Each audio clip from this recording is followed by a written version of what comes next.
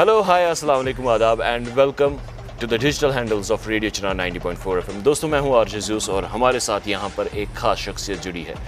एक ख़ास शख्सियत जो कि एक गोल्ड मेडलिस्ट है, एक एंटरप्रेन्योर है, एक ऑथर है और क्या खूब लिखते हैं। आइए मिलकर वेलकम करते हैं सुहेल मलिक का। Suhail, welcome to radio Chinar 90.4 FM. कैसा लग रहा है यहाँ पर आकर? Amazing, it's great. और हमें भी खुशी हो रही है आपको यहाँ पर बुलाकर।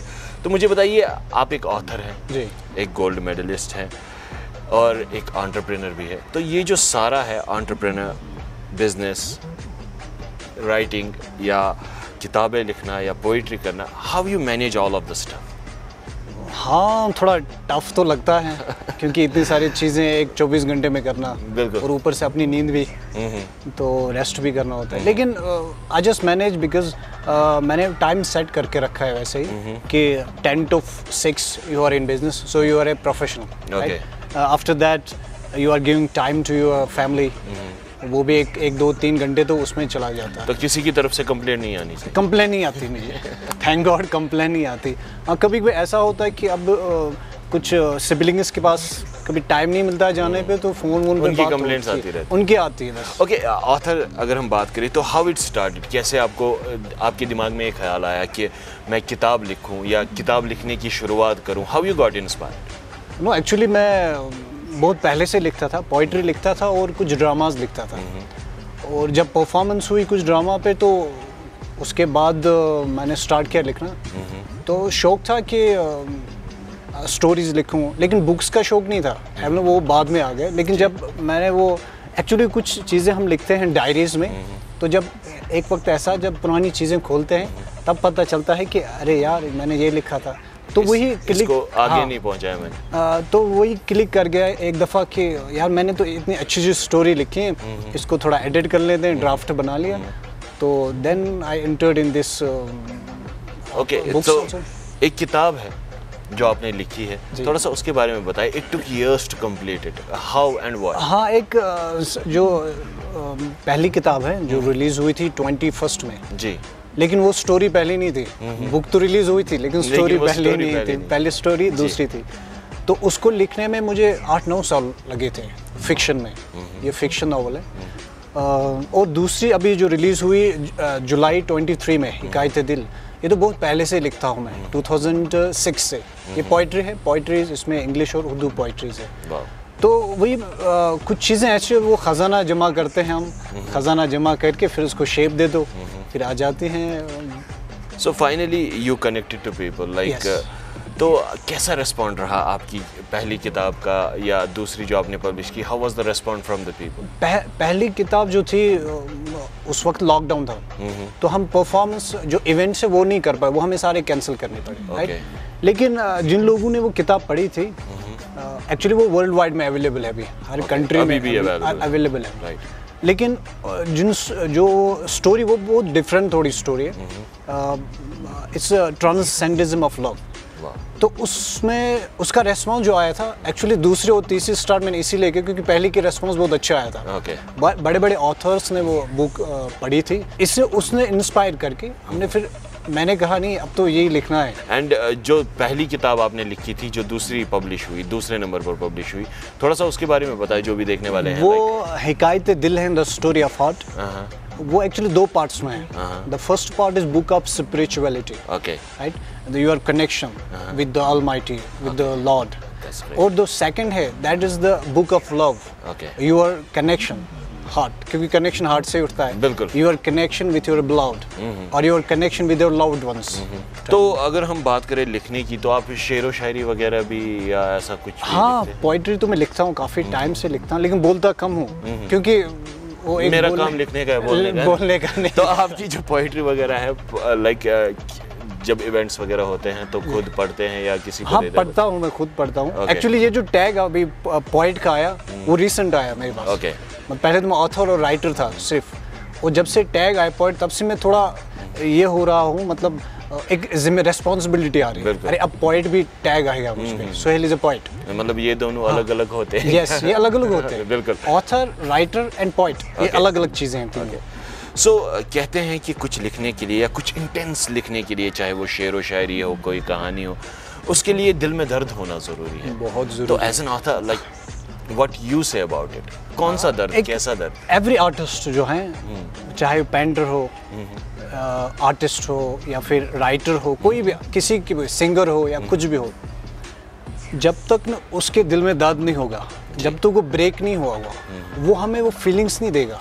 बिल्कुल। वो जो चमक उसके शब्दों में, उसके कलाकारी में आती है ना, वो नहीं आएगी। जो एक हार्ट ब्रेक होना ज़रूरी है, मतलब किसी भी काम को उस करने दर्द के लिए। का होना ज़रूरी है। हाँ, दर्द का होना ज़रूरी है, क्योंकि एक शिद्दत इंसान का एक लेवल होता है, सपोज बिल्कुल। वो उस लेवल से टूट जाता है, ब्रेक हो गया, वो नीचे गिर जाए, फिर से बंद, फिर अब उसको उठना है ना, तो उसको वो रिकॉल भी करना है कि मेरे साथ हुआ क्या था। वो इंटेंसिटी ज़रूरी Yes. है। सो आपकी लाइफ में ये जो इंटेंसिटी का हिस्सा है, ये स्ट्रगल है, तो फैमिली के पर्सपेक्टिव से अगर देखें तो वहाँ से कितना स्ट्रगल करना पड़ा, लाइक फैमिली की तरफ से कितना स्ट्रगल देखने को मिला? नहीं, एक्चुअली हमारे वाज जो इट लाइक कि जा सुहेल जी ले अपनी जिंदगी, या आ सुहेल पढ़ाई कर राइटर छोड़ दे?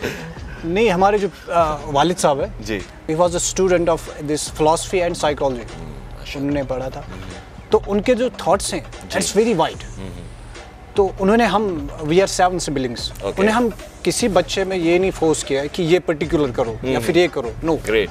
वो कहते हैं कि यार आपका टाइम है, ये आपका टाइम है, सपोज आपकी ज़िंदगी है, तो जो करना है आप करो, क्योंकि आप गिरोगे अच्छा भी, करो। यस, अच्छा करो। अगर आप गिरोगे भी तो आप खुद खड़े हो जाओगे। बिल्कुल। हमारा सपोर्ट नहीं है, मतलब हमारे पास sympathy है, हमारे पास सिंपैथी है, लेकिन सपोर्ट आपको खुद दे। आप उठो, गिरो, तभी आप बड़ा कर सकते हो। बिल्कुल, खुद संभलो, खुद हाँ, गिरो, खुद संभलो, सीख लो। यस।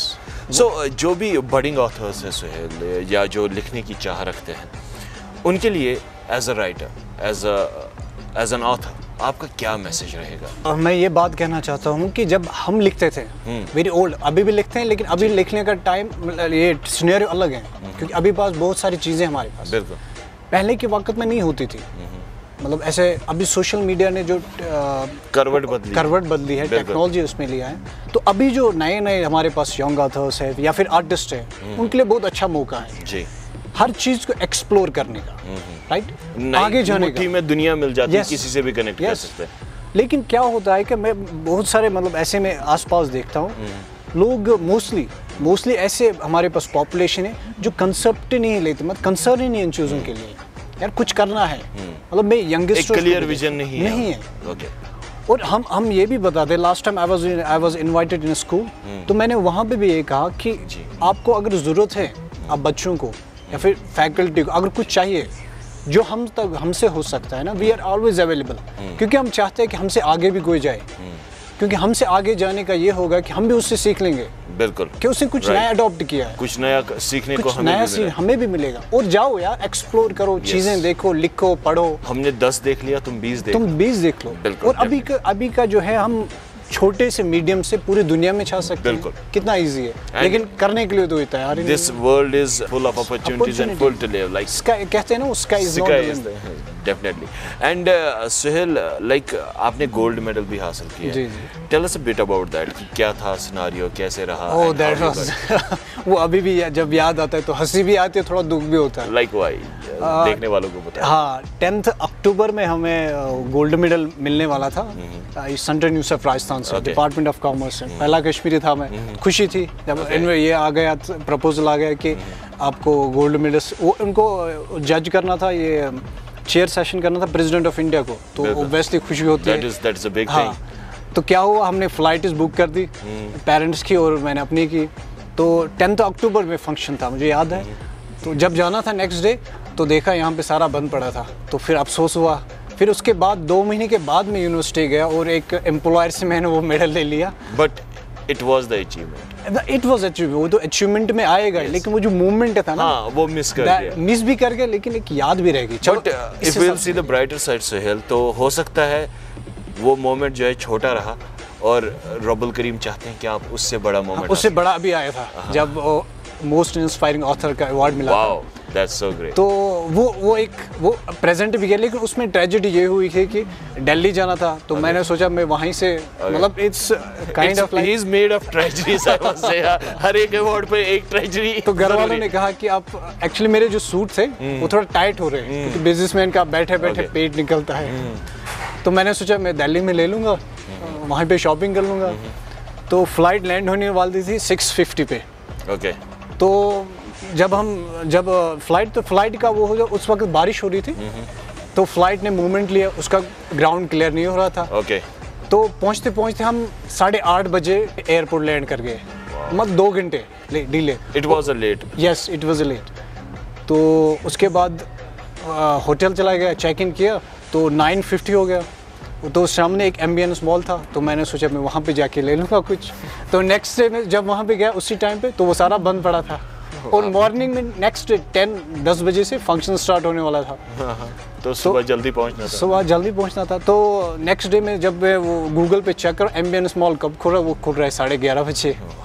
तो मैंने क्या किया, जो मेरे पैंट शर्ट थी वही पहन के वही चला गया। Okay, you miss the dress but event में तो पहुंच गया। Thank God, I am so happy for you and it's great. And सच में बहुत खुशी हुई आप यहाँ पर आए, like you shared your life and moments with us and we wish you best of luck. Thank you. हम चाहते हैं कि आप ज़िंदगी में आगे बढ़े, तरक्की करें और ऐसे ही यूथ को, कश्मीर को, पूरी दुनिया को इंस्पायर करते रहे। और जो आपको इस टाइम यूथ देख रहा है, उनसे क्या कहना चाहेंगे, मतलब कुछ दिल से मैसेज? नहीं, सीरियसली मैं ये कहना चाहता हूँ कि वी पीपल, जो हम कश्मीरी है, हमें हर कोई लाइक करता है। मैंने देखा है बाहर में, बहुत 10 साल ऑलमोस्ट बाहर रहा हूँ। बिल्कुल। लोग हमें अप्रिशिएट भी करते हैं और ग्राउंड भी देते हैं कि कुछ करो। राइट। क्योंकि हम लोगों को कहा जाता है they are most loud people, और हॉस्पिटैलिटी और अकोमोडेटिव भी है, दिल के साफ है। तो किसी को भी, कोई भी, किसी में एक्सीलेंस है किसी काम में, go and explore and make the contacts ज़रूरी है। और अपने आपके लिए या अपने काम के लिए दूसरों को इनवाइट करना या दूसरों को इंस्पायर करना ज़रूरी है, क्योंकि हम बैठे एक जगह बैठ के हम चीज़ें को देख नहीं सकते। क्योंकि सपोज आई एम राइटर, मैंने कुछ लिखा तो मैं अपने पास नहीं रख सकता ना। बिल्कुल। मुझे पब्लिकेशन के पास जाना है, को दिखाना, उनसे एक प्रॉपर प्रोडक्ट बनाना है, तब वो लोगों के पास जाएगा। बिल्कुल। अब मेरे पास कोई टैलेंट है, मैं अपने पास रख रहा हूँ, ऐसा लाइक लोगों तक पहुँचेगा ही नहीं तो फायदा क्या है। और ये भी अभी मैं बात कर रहा हूँ, मतलब ये बात मैं कहना चाहता हूँ अपने ऑल कोलीग्स एंड हर किसी से, कि लोग वेलकम कर रहे हैं हम लोगों को कि आओ कुछ करो, we are here and it's for everyone of us. It's for, yes, पूरी दुनिया है, पूरी दुनिया है हमारे सामने, खुला आसमान है। Just go explore and enjoy the things. बिल्कुल, जा सिमरन, जा जीले अपनी जिंदगी। So Sohail, once again thank you so much हमसे जुड़ने के लिए। It was lovely to have you here. Thank you so much. So friends, this was Sohail Malik और आज के लिए बस इतना ही। इजाज़त लेना चाहूँगा आज के लिए। अगली बार फिर से मुलाकात होगी किसी खास शख्स, किसी खास जगह पर, to inspire you to do more, to live more. Till then, this is RJ Zeez signing off for the day. Bye bye, tata, take care, मा सलामा।